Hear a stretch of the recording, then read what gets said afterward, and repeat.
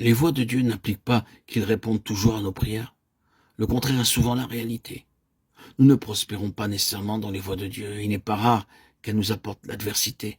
Quelle doit être alors notre attitude? Dans 2 Samuel 12, nous avons le récit du péché de David avec Bathsheba. Dieu lui envoya le prophète Nathan pour lui dire « Le fils qui t'est né mourra ». David avait péché, mais il aimait son fils, même s'il était le fruit de son péché. Il avait un cœur de père, et il avait plaidé avec Dieu pour qu'il lui conserve la vie. Mais Dieu avait dit, parce que tu as fait blasphémer les ennemis de l'Éternel en commettant cette action, le fils qui t'est né mourra. Cependant, lorsque l'enfant tomba malade, David implora Dieu dans la prière. Et il savait prier. Nous le voyons dans les psaumes. David non seulement pria, mais il jeûna et passa la nuit couché par terre devant Dieu. Et cependant, l'enfant mourit. Quiconque n'aurait pas été soumis à Dieu après l'avoir invoqué avec une telle intensité se serait détourné de lui, puisque sa prière n'avait pas été exaucée. De nombreux croyants ont une controverse avec Dieu lorsque ses voix s'opposent à leur voix. Il n'en était pas ainsi de David. D'autres pouvaient se rebeller, lui, non. Les autres peuvent s'effondrer, mais pas lui. Lorsque l'enfant fut mort, ses serviteurs craignaient de l'annoncer à David. Ils raisonnèrent entre eux, pensant que si David avait été si accablé pendant la maladie de l'enfant, son chagrin serait insupportable lorsqu'il apprendra la mort de l'enfant. Que s'est-il alors réellement passé? Alors David se leva de terre, il se lava, soignit et changea de vêtements, puis il alla dans la maison de l'Éternel et se prosterna. De retour chez lui, il demanda qu'on lui servît à manger, et il mangea. 2 Samuel 12, 20. Qu'est-ce que l'adoration? C'est s'incliner devant les voies de Dieu. Ce n'est pas une sorte de soumission résignée. Ce n'est pas sombrer dans une sorte de passivité sans espoir.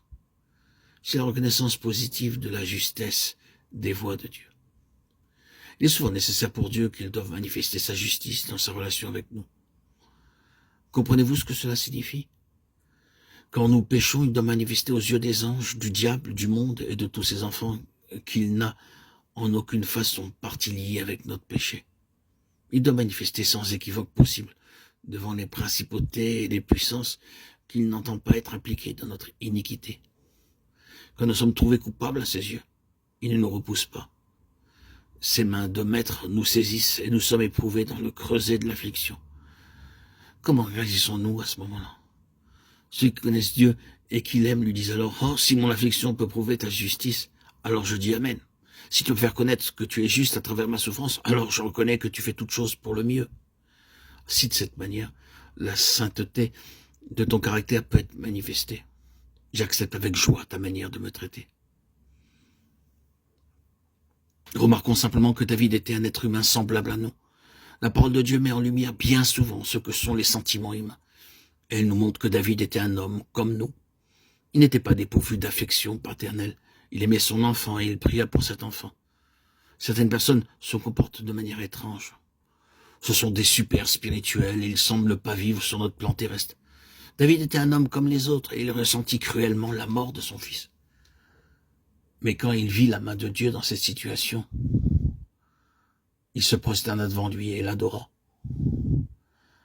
Frères et sœurs en Christ, puisse le Seigneur nous affranchir des conflits qui nous opposent à lui.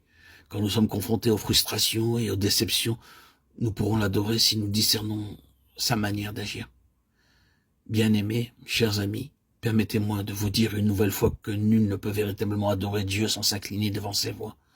Si nous devons l'adorer, la révélation est la base nécessaire. Si nous voulons l'adorer dans ses voies, la soumission est indispensable. Hors de la révélation, nous ne pouvons adorer Dieu lui-même. Sans la soumission, nous ne pouvons l'adorer dans ses voies.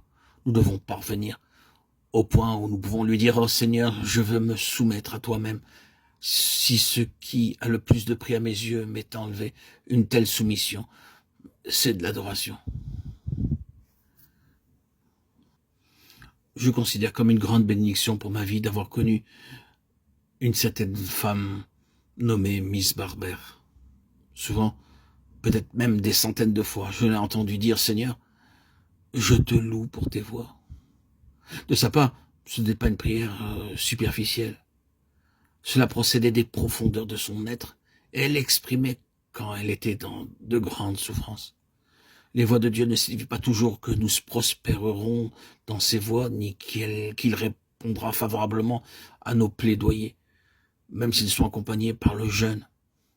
Mais si l'enfant que nous aimons nous est enlevé, adorons encore ses voies.